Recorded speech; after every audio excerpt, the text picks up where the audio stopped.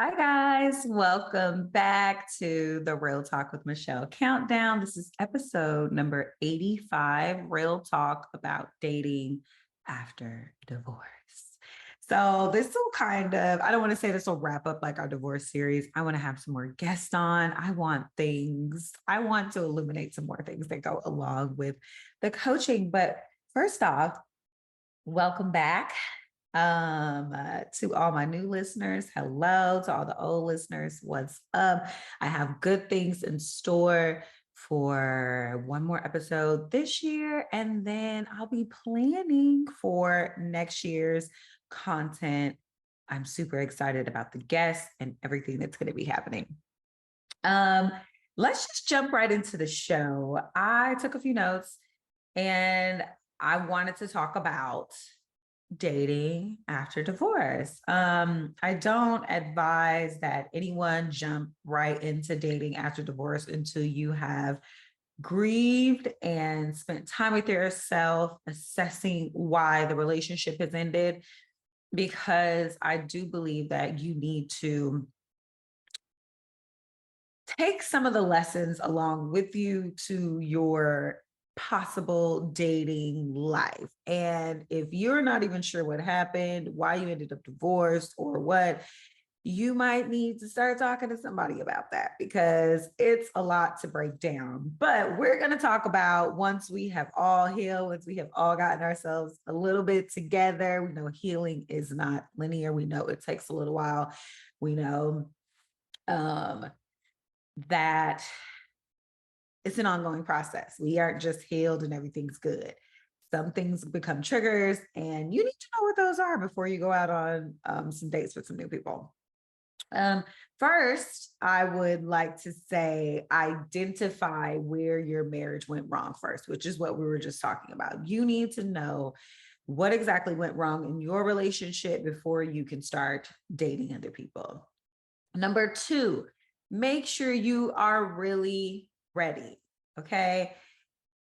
Coming from a place of experience, I jumped right into dating. Okay. And I jumped right into a crazy narcissistic relationship, which I have taken you all through. I have been in it, and I could say that I really probably wasn't ready to talk to somebody because what I was prey to people who know that I was going through some heartbreak and some hurt. And what better way to like sneak in on somebody than when they're not themselves?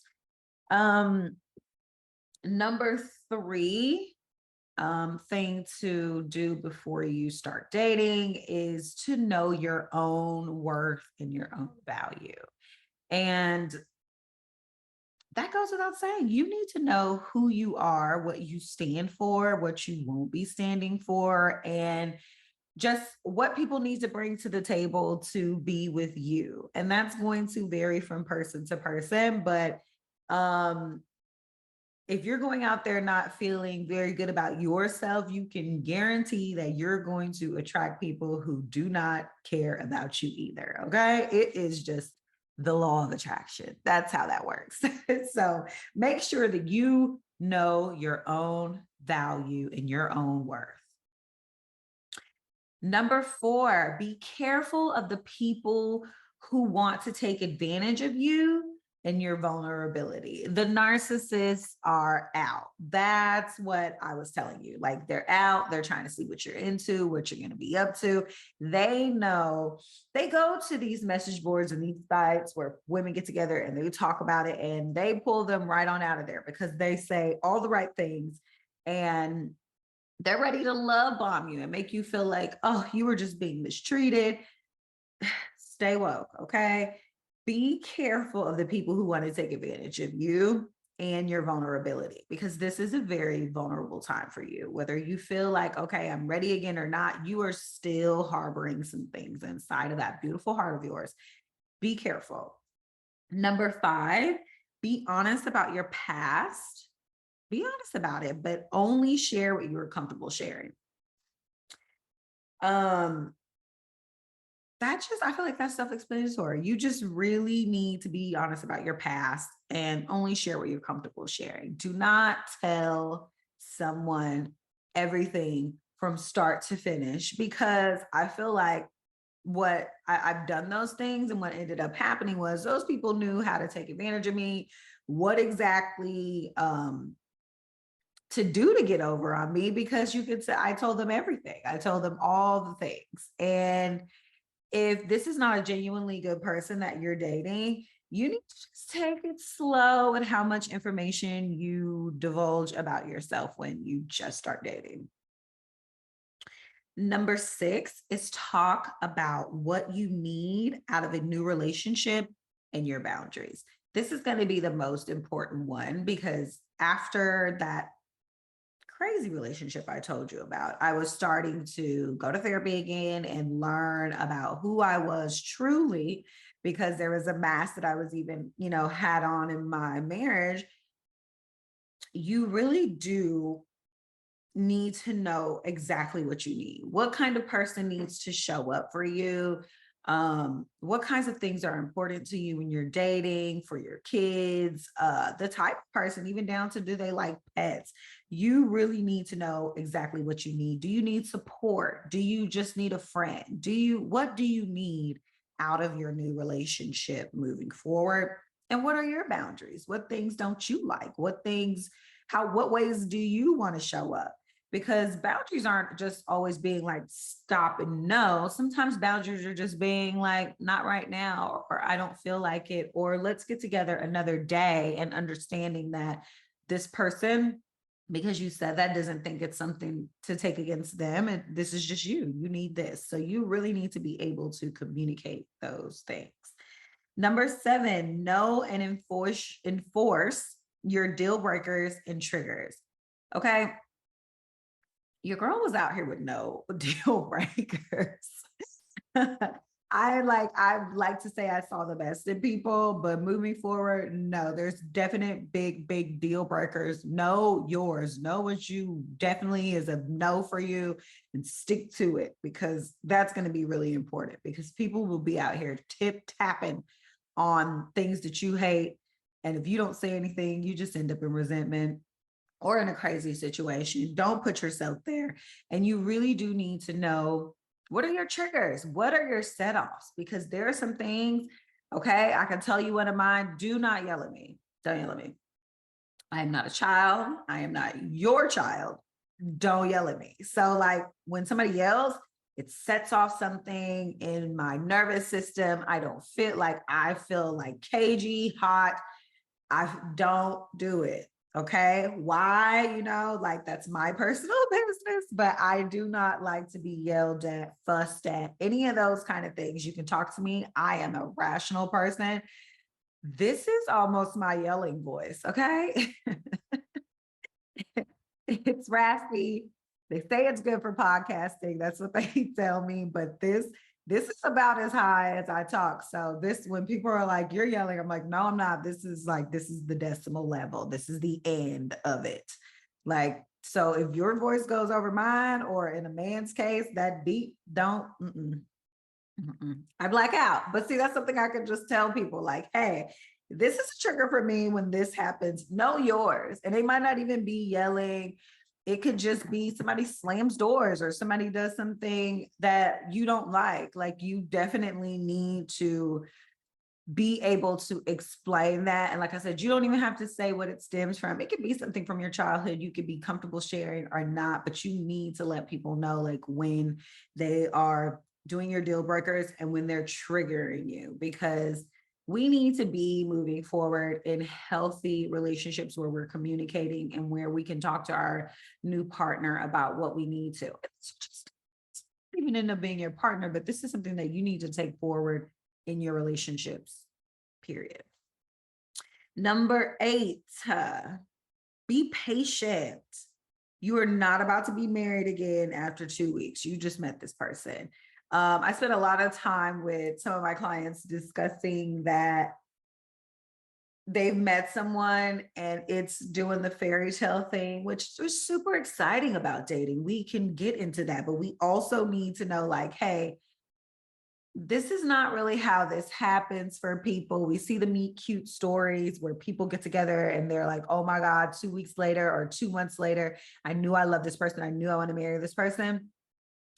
My divorced divas, my divorced ladies, I'm trying to tell y'all, take your time, be patient, because like I said, the the leechy narcissist vampire people are out there waiting to prey on someone who's just a little bit broken. um there's a lot of love bombing going on, and I listen to it sometimes and I'm like, okay, that sounds great, like this guy sounds amazing, but let's slow this down a little bit. And I start asking simple questions that I think maybe would have come up on a date, and I'm here to tell you they haven't even been asked.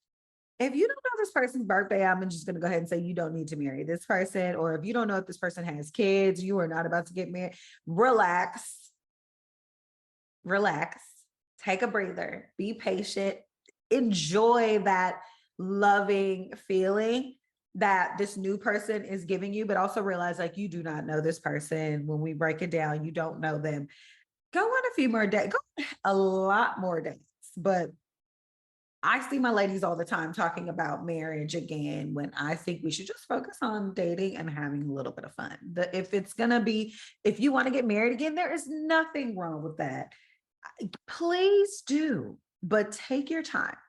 Take your time. Number 9, trust your intuition and your gut feelings.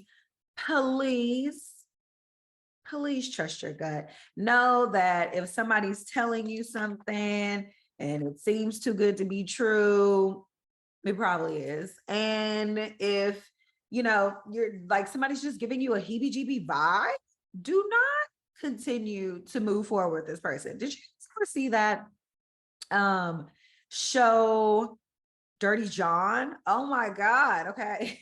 Like, look up that podcast, look up that I think it was like a something part TV special, maybe on Netflix or something.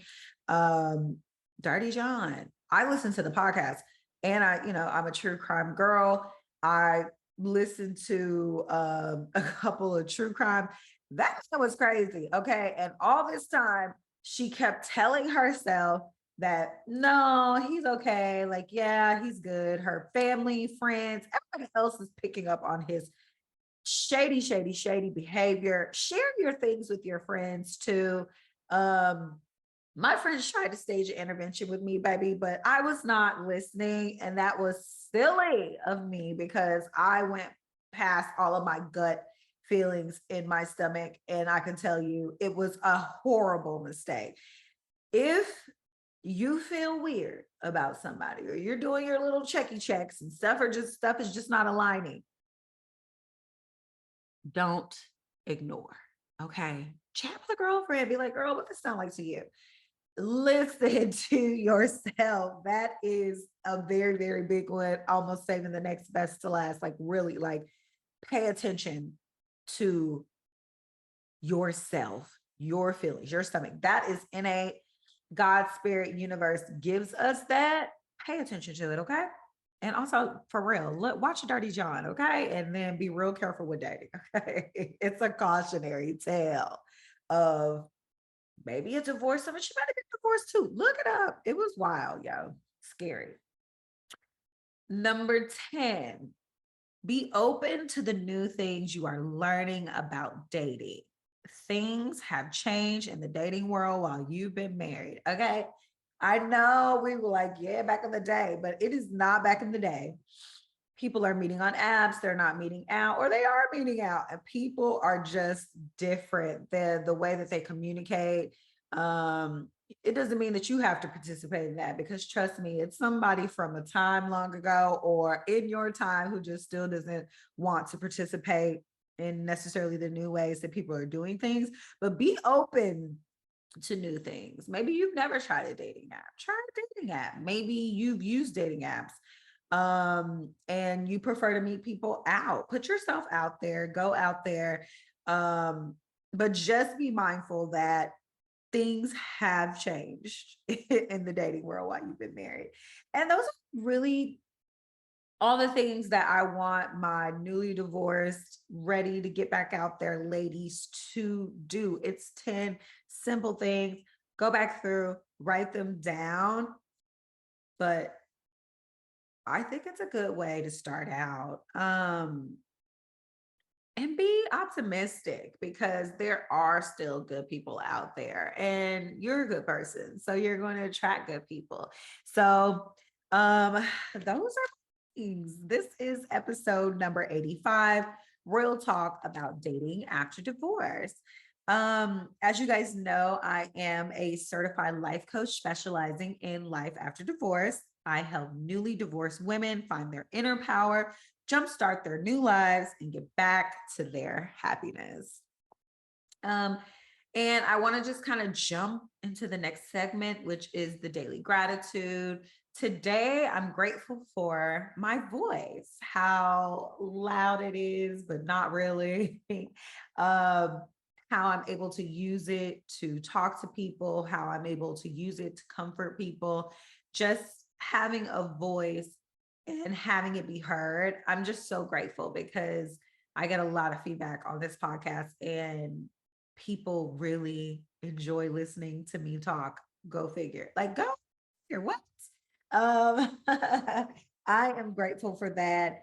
Um, there is no guest gratitude today. I popped out a um one of those little question things on Instagram, a question story, and I pop that out there to ask people what they're grateful for, child. But you know how that goes on Instagram at Real Talk with Michelle. Every now and then, when I put those out, pop over and look for it. Follow me, of course, but you need to go over there. Um, and yeah, I want to thank you guys for tuning in, listening, paying attention, giving me feedback. I would love to know what you would want to hear on some further episodes. I it's not, I don't want to be like it's all going to be coaching content. It's not, but I had so many things I wanted to get out that were about life after divorce. And then I still have my dynamic guests that I want to bring on to talk about a variety of subjects, some related to divorce, some related to life, spirituality. You know how we do over here on the Real Talk with Michelle podcast. And again, this is episode number 85, Real Talk about dating after divorce. Guys, go follow all the socials, get with me. And you can always email me too at realtalkwithmichelle@gmail.com if you want to talk about anything. Um, yeah, that'll be it. I'll talk to you guys again soon. Bye.